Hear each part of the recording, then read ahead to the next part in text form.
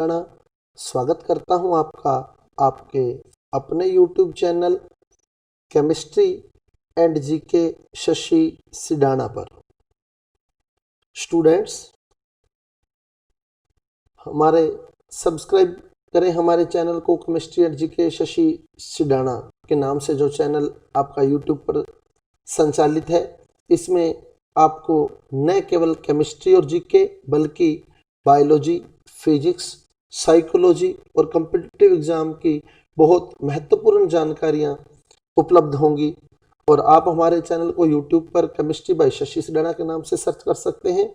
और चैनल का लिंक प्राप्त करने के लिए आप हमें व्हाट्सएप भी कर सकते हैं हमारे मोबाइल नंबर 9928782905 पर। और हमारा टेलीग्राम चैनल ज्वाइन करें रीड केमिस्ट्री शशि सिडाना के नाम से। स्टूडेंट्स, हमारे आज के जो टॉपिक की हम चर्चा कर रहे हैं ह्यूमन सिस्टम, बायोलॉजी के अंदर जो ह्यूमन सिस्टम टॉपिक हमारा चल रहा था उसको हम आगे बढ़ाते हुए आज बात कर रहे हैं हमारे डाइजेस्टिव सिस्टम की। लेकिन डाइजेस्टिव सिस्टम का वर्णन करने से पहले हमें हमारी आहार नाल, एलिमेंट्री कैनाल के बारे में पता होना चाहिए। तो आज का हमारा टॉपिक है आहार नाल। पाचन तंत्र को डिस्कस करने से पहले कि भोजन का पाचन कहाँ कहाँ होता है, तो आहार नाल की जानकारी हमें पता होनी चाहिए। पाचन तंत्र का सबसे महत्वपूर्ण भाग आहार नाल, जिसको हम आज डिस्कस करने जा रहे हैं, एलिमेंट्री कैनाल। एलिमेंट्री कैनाल, तो ये डायग्राम दिख रहा है आपको एलिमेंट्री कैनाल का। अब वन बाय वन कौन कौन से पार्ट हमारे एलिमेंट्री कैनाल में हैं उसको हम देखेंगे। सबसे पहले एलिमेंट्री कैनाल का पहला और अंतिम भाग। तो एलिमेंट्री कैनाल जो है मुख से प्रारंभ होती है और मल द्वार तक फैली हुई है। मुख से प्रारंभ होकर मल द्वार एनस तक फैली हुई है, गुदा तक फैली हुई है। अब इसमें कौन कौन से मेन भाग हैं उसमें देखें तो सबसे पहला भाग आता है हमारे पास मुख। दो मांसल होठों से घिरी कटोरे नुमा संरचना, जिसके ऊपर व नीचे के जबड़े में 16 दांत पाए जाते हैं जो कि द्विबार दंती होते हैं। द्विबार दंती का मतलब कि ये दो बार आते हैं। पहली बार जो दांत आते हैं वो अस्थायी होते हैं जिन्हें हम दूध के दांत कहते हैं, और दूसरी बार जो दांत आते हैं वो स्थायी होते हैं। हमारे जो दांतों की स्थिति होती है वो गर्त दंती होती है। गर्त दंती मतलब वो मसूड़ों के अंदर लगे होते हैं, जिस सांचे में लगे होते हैं वो मसूड़ा, तो गर्त में वो लगे होते हैं, तो गर्त दंती उनको बोला जाता है। और प्रत्येक जबड़े में 16 दांत पाए जाते हैं। तो ऊपर के जबड़े में भी 16, नीचे के जबड़े में भी 16। अब मानव का दंत सूत्र जब हम लिखते हैं तो उसमें हमारे जो 4 प्रकार के दांत हैं वो कौन कौन से हैं। ऊपर के जबड़े में जो बिल्कुल आगे के 4 दांत हैं वो हमारे जो दांत है करंतक। करंतक मतलब कुतरने वाले जो 6 महीने की आयु में निकलने लगते हैं, करंतक दांत हैं सबसे आगे के दांत करंतक। करंतक के दोनों साइड में एक एक रदनक दांत, यानी हर जबड़े के अंदर 2 रदनक दांत होते हैं। 4 करंतक दांत हैं, उसके बिल्कुल दोनों साइडों में 2 रदनक दांत लगे होते हैं जो चीरने और फाड़ने, रदनक मतलब कैनाइन्स, जो चीरने और फाड़ने का काम करते हैं। और हर जबड़े में ये 2 होते हैं। तो 4 करंतक हो गए, 2 रदनक हो गए। अब आते हैं प्रीमोलर्स, अग्र चर्वणक, यानी अगली जाड़े, जाड़ बोलते हैं जिसको हम, आगे की जाड़। अग्र चर्वणक प्रीमोलर्स ये भोजन को चबाने में सहायक होते हैं और प्रत्येक जबड़े में 4 पाए जाते हैं। हर जबड़े में 4 हो गए, तो 4 करंतक, फिर 2 रदनक, फिर 4 अग्रचर्वणक, फिर अग्रचर्वणक के बाद आते हैं चर्वणक। चर्वणक यानी जाड़े, बिल्कुल पीछे की जाड़े। ये दांत भी भोजन को चबाने का काम, चर्वणक मतलब चबाने वाले, करंतक मतलब कुतरने वाले, रदनक मतलब चीरने फाड़ने वाले, अग्रचर्वणक प्रीमोलर्स चबाने वाले, चर्वणक भी चबाने वाले। तो ये दांत भी भोजन को चबाने का काम करते हैं और इनकी जो संख्या होती है हर जबड़े में 6 होती है। हर जबड़े में 6। तो करंतक कितने, 4, हर जबड़े, एक जबड़े में हमने कहा 16 दांत है, तो 16 कैसे एक जबड़े में गिन ले। कृंतक कितने हैं 4, रदनक 2, अग्रचर्वनक 4, चर्वनक 6, तो हो गए 16। 4 फिर 2 फिर 4 फिर 6, तो 4 और 2 6, 6 और 4 10, 10 और 6 16। तो इस प्रकार हर जबड़े में 16 दांत पाए जाते हैं।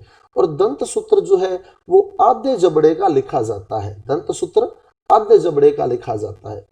जबड़े में 16 है लेकिन दंत सूत्र आधे जबड़े का यानी 8 दांतों का बताया जाता है। एक साइड के 8 दांत लिए जाते हैं। तो कृंतक कितने थे पूरे जबड़े में, कितने थे 4, तो आधे जबड़े में आ जाएंगे 2, क्लियर। फिर रदनक पूरे जबड़े में कितने थे 2, आधे जबड़े में आ जाएगा 1। फिर अग्रचर्वनक पूरे जबड़े में थे 4, आधे जबड़े में आ जाएंगे 2। फिर चर्वनक पूरे जबड़े में थे 6, आधे जबड़े में आ जाएंगे 3। यानी हमारा दंत सूत्र बनता है 2 1 2 3। तो ये दंत सूत्र बता रहे हैं ICPM 2 1 2 3 बटे 2 1 2 3। तो ऊपर वाला आधा जबड़ा 2 1 2 3, नीचे वाला भी आधा जबड़ा 2 1 2 3। आई यानी इनसाइजर करंतक, फिर सी यानी कैनाइंस, कैनाइंस यानी रदनक, फिर पी यानी प्रीमोलर्स अग्रचर्वनक, और फिर एम यानी मोलर चर्वनक। तो ये सूत्र बन गया दंत सूत्र 21 23 बटे 21 23। मानव का जो दंत सूत्र है वो 21 23 बटे 21 23। उसके बाद चले हम तो अगला भाग जो आपको दिखाया गया है डायग्राम में, ब्लू सर्किल जिस पर लगा है, आप डायग्राम पर नजर रखें। अब ब्लू सर्किल जिस पर लगा है वो है ग्रसनी। ग्रसनी, ग्रसनी क्या है, मुख गुहा के बिल्कुल पीछे की ओर, मुख गुहा के बिल्कुल पीछे की ओर एक कुप्पी नुमा संरचना होती है। अब मुख गुहा में बता दूं आपको, जीभ भी हमारी मुख गुहा का ही भाग है, और जीभ जो है बिल्कुल बेस पर चिपकी हुई है। जीभ आप देखेंगे तो मुख में ही जीभ पाई जाती है, तो जीभ बिल्कुल हमारे नीचे वाली साइड आधार पर चिपकी हुई है। और जिस संरचना के द्वारा ये हमारे आधार से जुड़ी हुई है उसको बोलते हैं फ्रेनुलम लिंगुअल। ये आप नोट कर ले, फ्रेनुलम लिंगुअल। जीभ मुख गुहा के आधार भाग से जिस संरचना के द्वारा जुड़ी होती है उसे फ्रेनुलम लिंगुअल कहा जाता है। अब मुख गुहा के पीछे की ओर ग्रसनी जो कि आपको ब्लू भाग में दिखाई गई है। ग्रसनी क्या है, एक कुप्पी नुमा संरचना है, एक कुप्पी नुमा संरचना है। ग्रसनी आगे जाकर ये फूड पाइप जो आपको ब्लू कलर में ये पिंक शेड में दिखाई दे रही है, ग्रसनी के बिल्कुल नीचे पिंक शेड में जो लंबी नली आपको दिखाई दे रही है वो आपकी ग्रास नली या ग्रसिका है। इसी के बिल्कुल साथ श्वास नली भी होती है। तो जब हम भोजन निगल रहे होते हैं तो ग्रसनी में एक ढक्कन नुमा संरचना लगी होती है, घाटी ढक्कन जिसको बोलते हैं, घाटी ढक्कन या एपिग्लोटिस। तो जब हम भोजन निकलते हैं तो एपिग्लोटिस क्या करता है, एपिग्लोटिस श्वास नली को बंद कर देता है, एपिग्लोटिस श्वास नली को बंद कर देता है, जिससे भोजन श्वास नली में नहीं जाता, ग्रास नली में जाता है। ग्रास नली यानी ग्रसिका। तो दो नलियां हैं ग्रसनी के आगे, एक श्वास नली एक ग्रास नली। अब भोजन जाना चाहिए ग्रास नली में, तो इसलिए एपिग्लोटिस लगा होता है। एपिग्लोटिस भोजन निगलते समय श्वास नली के मुख को बंद कर देता है, जिससे भोजन श्वास नली में नहीं पहुंच पाता। तो अभी आपको डायग्राम से भी मैं क्लियर कर दूंगा कि कैसे वो श्वास नली को बंद करता है ग्रसनी। यह मुख गुहा के अंत में स्थित एक कुप्पी नुमा भाग है। इसी से होकर वायु श्वास नली में और भोजन आहार नली यानी ग्रास नली में पहुंचता है। क्लियर, ग्रास नली यानी ग्रसिका में पहुंचता है। यह आगे ग्रास नली में खुलती है यानी ग्रसिका में खुलती है। जहां यह ग्रास नली में खुलती है वहां घाटी ढक्कन एपिग्लोटिस होता है। ये क्या काम करता है, श्वास नली को बंद कर देता है, जिससे भोजन श्वास नली में नहीं जाता। आप कोई भी चीज निगल के देखें, जैसे आप अपनी अभी आप निगलने का प्रयास करें तो आप आभास करेंगे कि आपका सांस निगलते समय रुक जाता है। आप जब भोजन को निगलते हैं तो आप सांस नहीं ले सकते हैं। तो भोजन को निगलते समय हमारा सांस जो होता है वो रुक जाता है। क्यों? क्योंकि एपिग्लोटिस श्वास नली के मुख को बंद कर देता है।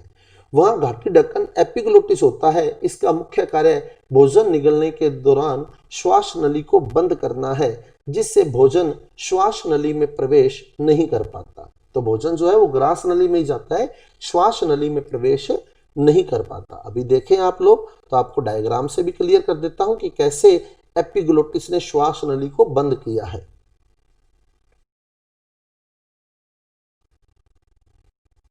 अब ये डायग्राम आप देख रहे हैं, आहार नाल का डायग्राम आपको दिख रहा है, और ये आप देख रहे हैं ये पार्ट जो है ये ग्रसनी है, ये यहां तक ग्रसनी है। अब ग्रसनी के बिल्कुल मध्य में ये एपिग्लोटिस लगा है, देखो ये जो आपको पार्ट दिख रहा है ये एपिग्लोटिस है, और ये तो हो गई ग्रसिका, और ये है श्वास नली, ये श्वास नली है।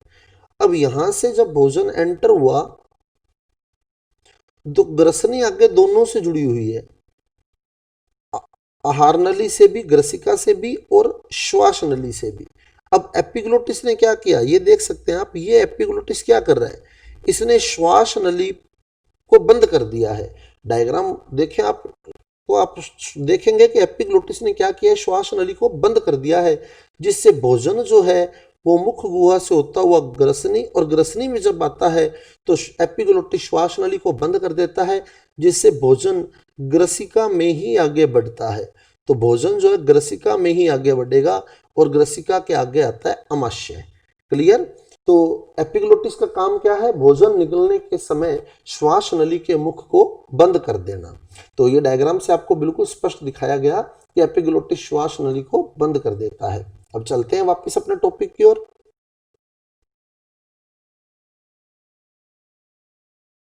हमने समझा कि ग्रसनी के मध्य में बिल्कुल एपिग्लोटिस लगा होता है, तो वो एपिग्लोटिस क्या करता है, भोजन निकलने के दौरान श्वास नली को बंद कर देता है, जिससे भोजन जो है वो श्वास नली में प्रवेश नहीं कर पाता। तो भोजन जाता है आगे ग्रास नली या ग्रसिका में। तो आगे चलते हैं, ग्रास नली या ग्रसिका। तो ये आपको जो पिंक कलर का पार्ट यहाँ दिखाई दे रहा है, जो ग्रीन सर्किल में लगाया गया अभी, वो है ग्रसिका या ग्रास नली, ईसोफेगस। इसका मुख्य कार्य भोजन को मुख गुहा से अमाशय तक पहुंचाना है। तो आगे इसके अमाशय आ गया बिल्कुल। तो ये क्या करता है, भोजन को मुख गुहा से अमाशय तक पहुंचाता है। इसके लिए इसकी भित्तियों में कर्मानुकुंचन गति पाई कर्माकुंचन गति पाई जाती है। कर्माकुंचन क्या होती है कि ये भोजन जैसे ही नीचे खिसकता है तो ये ऊपर से सिकुड़ जाती है, ताकि नीचे वाला भोजन वापस ऊपर की ओर न चला जाए। तो जैसे जैसे भोजन नीचे खिसकता है ये ऊपर से सिकुड़ती जाती है, ताकि भोजन जो है वो वापस ऊपर की ओर न चला जाए, नीचे की ओर ही गति करे। तो इसमें कर्माकुंचन गति पाई जाती है। तो ये तो स्टार्टिंग पार्ट थे, मुख, ग्रसनी, ग्रसिका। तो यहाँ तक तो कुछ भी नहीं है। मुख से भोजन हमने लिया, अंदर जीभ है, फ्रेनुम लैंगुअल से जुड़ी हुई है आधार तल से। उसके बाद दांत लगे हैं हमारे मुख के अंदर, 16 दांत हर जबड़े के अंदर हैं। 21-23/21-23 दंत सूत्र है, 4 प्रकार के दांत हैं इसके अंदर। उसके बाद ग्रास नली, ग्रसनी आ गई। लेकिन ग्रसनी में जो एपिग्लोटिस है उसका मेन रोल होता है, भोजन को निगलते समय वो जो होता है श्वास नली को बंद कर देता है, जिससे भोजन श्वास नली में नहीं जाकर आगे ग्रास नली यानी ग्रसिका में पहुंचता है, और ग्रसिका में कर्माकुंचन गति के द्वारा भोजन जो होता है वो अमाशय में आ जाता है। अब सबसे मेन पार्ट अपने आहार नाल के शुरू होते हैं अमाशय से। तो अब आहार नाल के मेन भाग हम देखें, अमाशय से स्टार्टिंग देखें कैसे होगा। तो ये आपको जो एक बैग नुमा संरचना, थैले नुमा संरचना, जे आकार की संरचना जो दिखाई दे रही है, आप देख सकते हैं जे शेप के अंदर आपको जो स्ट्रक्चर दिखाई दे रही है वो अमाशय है। क्लियर। अब अमाशय को आगे 3 भागों में बांटा गया है, बिल्कुल जे जैसा दिख रहा है। आप देखेंगे इसको तो इस शेप को आप देखें, ये जे दिख रहा है, देखो आप, ये रहा जे, ये जे जैसी संरचना है, बिल्कुल अंग्रेजी के जे जैसी संरचना अमाशय। तो अमाशय आगे 3 भागों में बंटा हुआ है, जिसमें सबसे पहला भाग आता है कार्डियक। कार्डियक मतलब जो हृदय के बिल्कुल पास है। तो अमाशय का पहला भाग कार्डियक या जठरागम, जठर आगम, आगम मतलब पहला पहला एंट्री वाला भाग।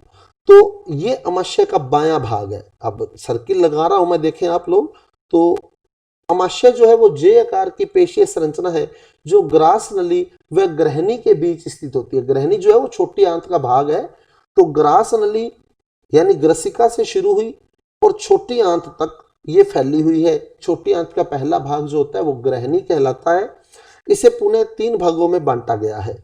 तो पहला भाग जो सर्किल लगाया है वो आपका है जठरागम या कार्डियक भाग। आप देखेंगे तो ये बाईं ओर स्थित है। तो बाईं ओर स्थित भाग कार्डियक भाग कहलाता है।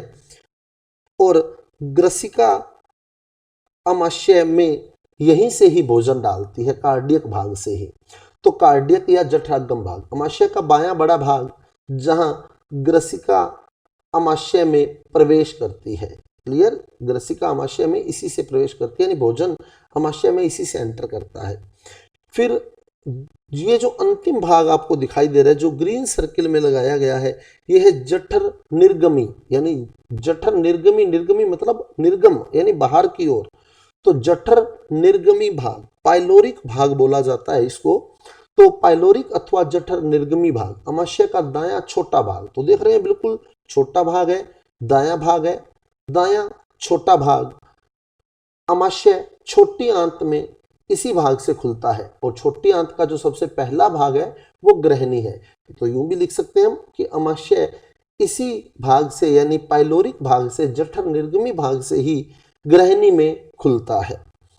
तीसरा भाग जो आता है बीच का भाग इसका, तो अभी जो सर्किल लगाया मैंने आप वापिस देख सकते हैं, ये बिल्कुल सेंटर का पार्ट, तो ये है फंडिस भाग। उक्त दोनों भागों के बीच की संरचना, तो कार्डियक और पाइलोरिक के बीच जो संरचना होती है फंडिस या फंडस बोला जाता है, दोनों भागों के बीच की संरचना। तो इस प्रकार अमाशय 3 भागों में बंटा है। पहला भाग कार्डियक, जहां से ग्रसिका जुड़ी है, फिर दूसरा बीच का भाग जो है वो फंडिस भाग है, और तीसरा जो अंतिम छोटा भाग है वो जठर निर्गमी या पाइलोरिक। और अमाशय जो आगे खुलता है छोटी आंत के अंदर, तो सबसे बड़ी संरचना हमारी छोटी आंत है। ये जो सर्किल लगाया गया है ये छोटी आंत दिखाई गई है, ये अमाशय से जुड़ी हुई है ऊपर की ओर। तो छोटी आंत लगभग 7 मीटर लंबी संरचना, 7 मीटर लंबी संरचना, जहां भोजन का सर्वाधिक पाचन और अवशोषण होता है। सबसे इंपॉर्टेंट क्वेश्चन है, भोजन का सर्वाधिक पाचन और अवशोषण किस भाग में होता है? तो भोजन का सर्वाधिक पाचन और अवशोषण जो है वो छोटी आंत में होता है। छोटी आंत, स्मॉल इंटेस्टाइन। तो छोटी आंत यह अमाशय के जठर निर्गमी भाग से शुरू होकर बड़ी आंत तक फैली होती है। इसकी औसत लंबाई 7 मीटर होती है और भोजन का सर्वाधिक पाचन व अवशोषण इसी अंग के द्वारा होता है। अब इसके भी 3 मुख्य भाग हैं। पहला भाग जो अमाशय से जुड़ा है, जिसे हम ग्रहणी या डुओडेनम बोलते हैं। डुओडेनम, ग्रहणी। तो सबसे पहला भाग ग्रहणी, जो कि अमाशय से जुड़ा होता है रासायनिक पाचन में, यानी एंजाइमों द्वारा पाचन में। एंजाइमों को पता होगा आपको, हमारे जैव रासायनिक उत्प्रेरक के नाम से या जैव उत्प्रेरक के नाम से जाना जाता है, जो जीवों में होने वाली रासायनिक अभिक्रियाओं को उत्प्रेरित करते हैं। तो रासायनिक पाचन में ग्रहणी का योगदान है। सबसे इंपॉर्टेंट बात है, रासायनिक पाचन में छोटी आंत का कौन सा भाग सबसे ज्यादा रोल प्ले करता है? तो ग्रहणी डुओडेनम। तो ग्रहणी डुओडेनम अमाशय से जुड़ा भाग। तो अमाशय से जुड़ा भाग कौन सा? छोटी आंत का ग्रहणी सबसे पहला भाग है, जो रासायनिक पाचन यानी एंजाइमों द्वारा पाचन में महत्वपूर्ण भूमिका निभाता है। दूसरा भाग आता है अग्र शुद्धांत्र जेजनम। अग्र शुद्धांत्र जेजनम यह छोटी आंत का मध्य भाग है, जो ग्रहणी में पाचित भोजन या आहार रस, जो भी बिल्कुल लिक्विड वहां तैयार हो गया है, आहार रस वहां तैयार हो गया है, उसका अवशोषण कर लेता है। और जो ग्रहणी में पाचित आहार रस का अवशोषण कर लेता है, और इसके लिए इसमें एंटेरोसाइट, आंतर कोशिकाएं पाई जाती है।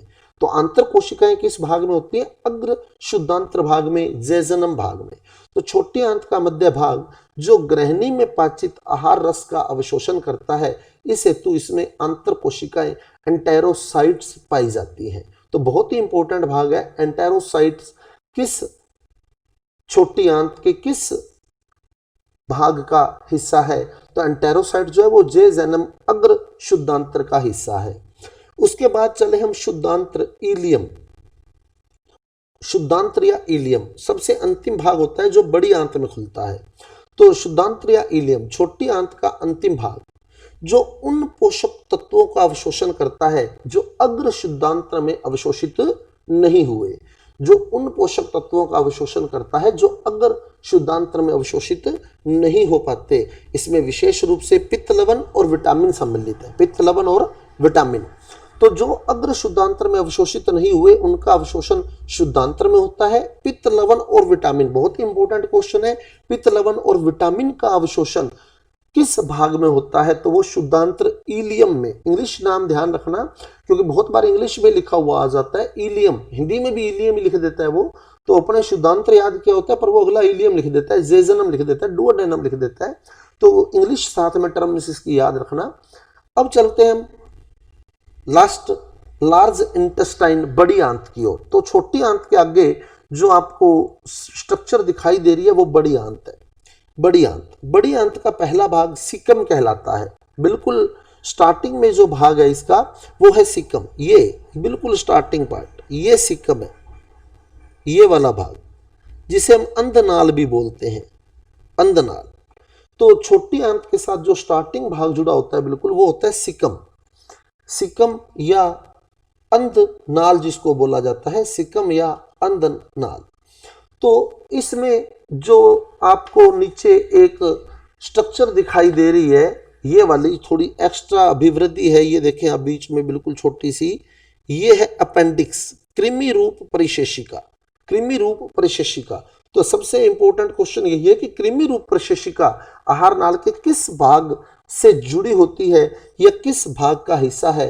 तो वो लार्ज इंटेस्टाइन की अंधनाल का, लार्ज इंटेस्टाइन की अंधनाल का, जिसे हम सिकम भी बोलते हैं। तो अंधांत्र के बाद, अंधांत्र के बाद आती है वरदांत्र। वरदांत्र यानी कोलोन, वरदांत्र यानी कोलोन। कोलोन को 4 भागों में बांटा हुआ है। कौन कौन से? ये आप पहला भाग देख रहे हैं, उसके बाद ये दूसरा भाग, ये तीसरा भाग और ये चौथा भाग। तो ये कोलोन है, वरदांत्र है, जो 4 भागों में बंटी है और उल्टे यू की आकार की है। ये उल्टा यू की आकार के आप देख रहे हैं, उल्टा यू यहां बन चुका है। यहां से अगर आप देखें पूरा इसको स्टार्टिंग से, यहां से, तो ये उल्टे यू की आकार में यहां से शुरू हुई है, तो यहां से ये शुरू हुई और ये यूं चल रही है, देखो उल्टे यू की शेप में आ चुकी है, उल्टे यू के आकार में। तो वरदांत्र जो है वो उल्टे यू के आकार में, कोलोन जो है वो उल्टे यू के आकार में होती है और इसके 4 भाग हैं। वापस देख ले कौन कौन से। पहला भाग, ये पहला भाग जो है ये ऊपर की ओर बढ़ा है, क्लियर। वापस देखें आप, तो ये ऊपर की ओर चल रहा है, ऊपर की ओर मतलब आरोही, असेंडिंग कोलोन बोलते हैं इसको, असेंडिंग यानी ऊपर की ओर बढ़ता हुआ। उसके बाद आप देखेंगे तो बिल्कुल सीधा है, ये बिल्कुल सीधा, अनुप्रस्थ, ट्रांसवर्स, अनुप्रस्थ कोलोन बोलते हैं इसको, ट्रांसवर्स कोलोन। अब आप देखेंगे तो ये नीचे की ओर आ रहा है, नीचे की ओर आया, तो नीचे की ओर आया तो इसको बोलते हैं डिसेंडिंग, अवरोही। पहला भाग ऊपर की ओर गया तो आरोही, फिर अनुप्रस्थ, फिर नीचे की ओर आया तो अवरोही, और फिर ये सिग्मा शेप में आपको दिखाई दे रहा है। सिग्मा जो होता है वो ये शेप होती है, ये सिग्मा है, ये सिग्मा की आकृति होती है। तो ये आपको सिग्मा शेप में चौथा भाग दिखाई दिया है, तो इसको सिग्मोइड कोलोन बोलते हैं, सिग्मोइड कोलोन। जैसे सिग्मा का आकार होता है, तो अब आप देखें ये इस तरह की शेप लिए हुए है, तो ये सिग्मा की आकृति ले गया है, तो सिग्मोइड कोलोन इसको बोला जाता है। तो वरदांत्र में 4 भाग हो गए, आरोही, फिर ट्रांसवर्स, फिर अवरोही और फिर सिग्मोइड। उसके बाद जो लास्ट पार्ट आपको दिखाई दे रहा है, ये वाला भाग, ये वरदांत्र बड़ी आंत का, लार्ज इंटेस्टाइन का अंतिम भाग है। लार्ज इंटेस्टाइन का अंतिम भाग है जिसे मलाशय या रेक्टम कहा जाता है, मलाशय या रेक्टम। तो ये जो अपचित भोजन होता है, अपचित भोजन, उसका अवशोषण, उसको संग्रहित करता है यहाँ अपचित भोजन को। उसके बाद इसमें संवरनी पेशियां, स्फिंक्टर्स पाई जाती हैं, जो आगे इसको बाहर निकालने का काम करती है अपशिष्ट पदार्थों को। तो ये आगे जो होता है गुदा नाल या गुदा द्वार में ओपन होता है, तो ये गुदा द्वार या गुदा नाल आप कह सकते हैं। तो यहाँ से जो अपचित भोजन है वो शरीर से बाहर निकाल दिया जाता है। तो अब देखिए बड़ी आंत, बड़ी आंत आहार नाल का अंतिम भाग, जिसका मुख्य कार्य जल व खनिज लवण का अवशोषण कर अपचित भोजन को मल द्वार से, एनस से, गुदा से उत्सर्जित करना है। तो बड़ी आंत क्या करती है, जो जल और खनिज लवण होते हैं, क्योंकि भोजन जो होता है वो लिक्विड के रूप में, तरल के रूप में इसमें पहुंचता है, तो जल और खनिज लवणों का अवशोषण करके ये उसको ठोस बना देती है। तो वो अपचित भोजन जो होता है वो एनएस के द्वारा, गुदा के द्वारा, मल द्वार के द्वारा शरीर से बाहर निकाला जाता है। अब इसके भी तीन भाग हैं। पहला अंधनाल, अपेंडिक्स इसी से जुड़ी होती है, अंधनाल को हम सिकम बोलते हैं। दूसरा वृहदांत्र या कोलोन, जिसको हमने चार भाग पढ़े, आरोही, ट्रांसवर्स, अवरोही, ट्रांसवर्स यानी अनुप्रस्थ, अवरोही और सिग्मोइड। इसमें भी अगर आपसे सबसे बड़ा पूछे तो ट्रांसवर्स भाग सबसे बड़ा भाग है, अनुप्रस्थ भाग सबसे बड़ा भाग है। उसके बाद आता है लास्ट मलाशय, रेक्टम। मलाशय जो है वो आहार नाल का अंतिम भाग माना जाता है, आहार नाल का अंतिम भाग जो आगे गुदा में खुलता है। संवर्णी पेशियां स्फिंक्टर्स के द्वारा भोजन जो होता है, अपचित भोजन जो होता है वो शरीर से बाहर निकाल दिया जाता है। तो एक बार रिपीट कर दें वापस। तो ये आपको आहार नाल दिखाई दे रही है। सबसे पहले मुख, जिसमें दांत सबसे पहले 16-16 प्रत्येक जबड़े के अंदर, दंत सूत्र 21-23/21-23, 4 प्रकार के दांत हैं। फिर जीभ, जीभ जो होती है वो फ्रेनुलम लिंगुअल के द्वारा हमारे आधार से जुड़ी होती है। उसके बाद ग्रसनी, ग्रसनी में जो सबसे मेन बात आती है एपिग्लोटिस, जिसका हमने कार्य पढ़ा कि क्या कार्य है इसका, श्वास नली के मुख को बंद कर देता है। और ग्रसनी जो होती है आगे ग्रसिका या ग्रास नली में खुलती है। ग्रास नली जो होती है वो कर्माकुंचन गति के द्वारा भोजन को अमाशय में डाल देती है। अमाशय में तीन भाग, पहला भाग कार्डियक, फिर जो बायां भाग है बड़ा भाग है, फिर छोटा भाग जो दायां भाग है, बिल्कुल लास्ट भाग है, वो भाग होता है आपका जठर निर्गमी या पाइलोरिक भाग, और बीच का जो भाग होता है उसे फंडस या फंडिस भाग कहा जाता है।